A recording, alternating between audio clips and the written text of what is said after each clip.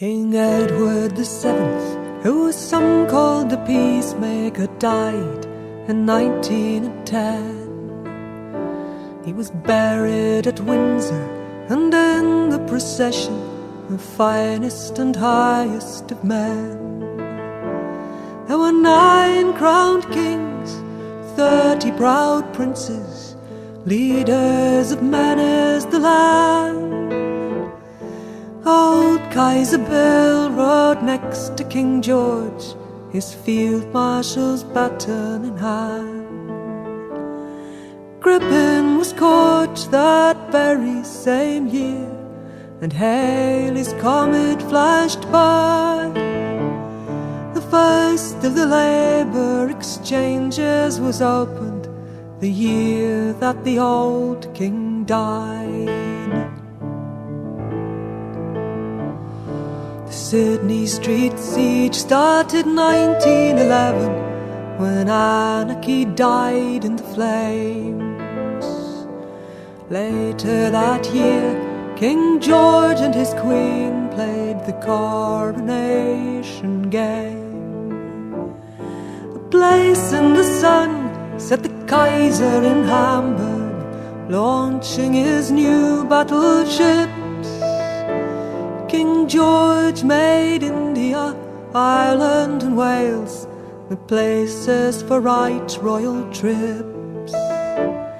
Titanic was launched on the day of the Derby, and London's last horse bus was shelled.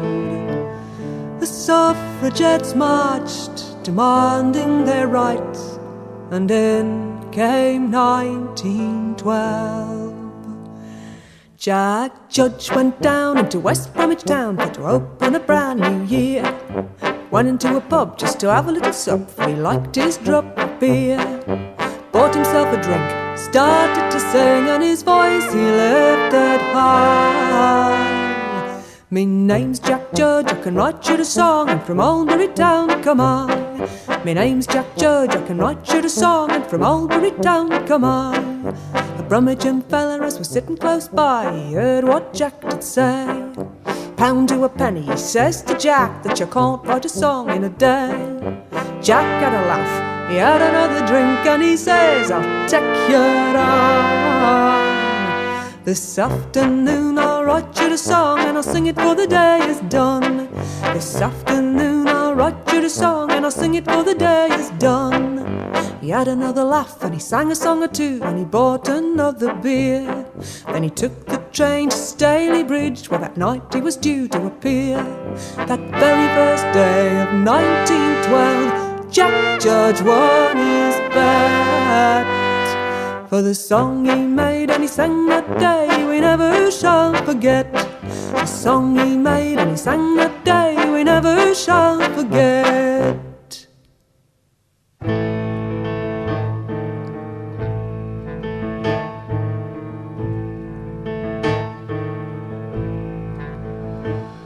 In March 1912, brave Scott and his comrades died while the snowstorm roared.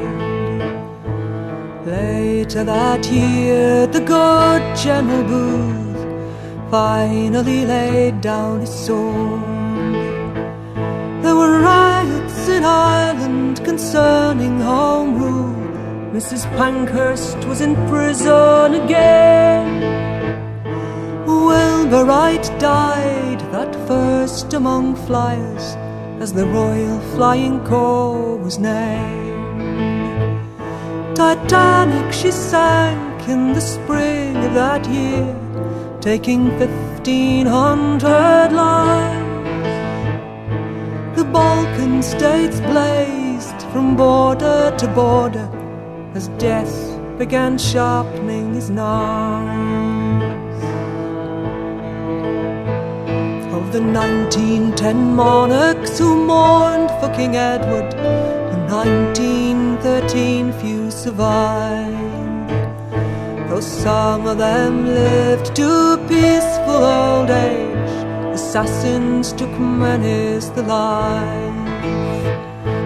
Death came calm to China and Sweden, while elsewhere the murderer's hand struck the Pasha of Turkey and the King of the Greeks, while Spain survived its plan.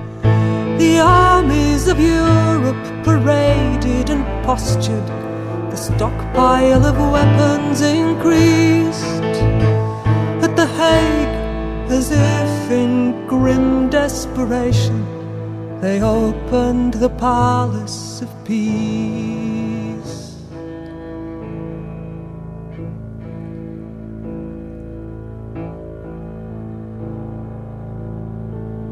As suffragettes seethed, and came 1914, an Austrian archduke was slain. In less than 2 months, all Europe was marching. Death was in business again.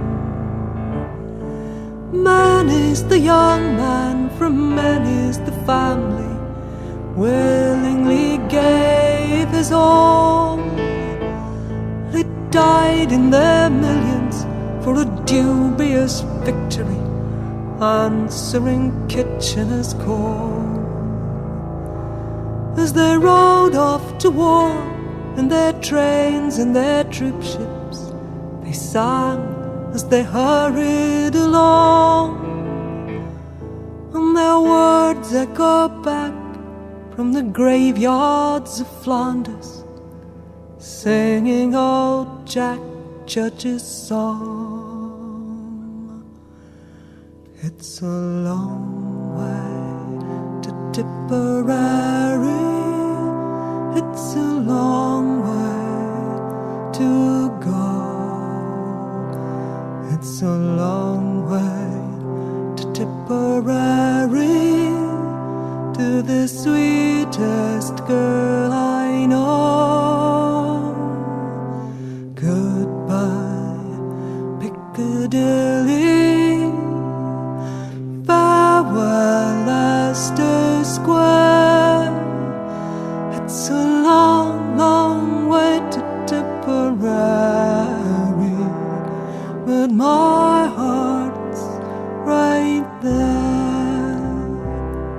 It's a long way to Tipperary, it's a long way to go.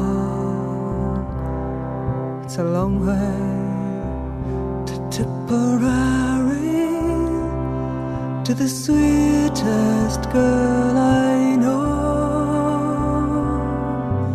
Goodbye, Piccadilly, farewell, Leicester Square.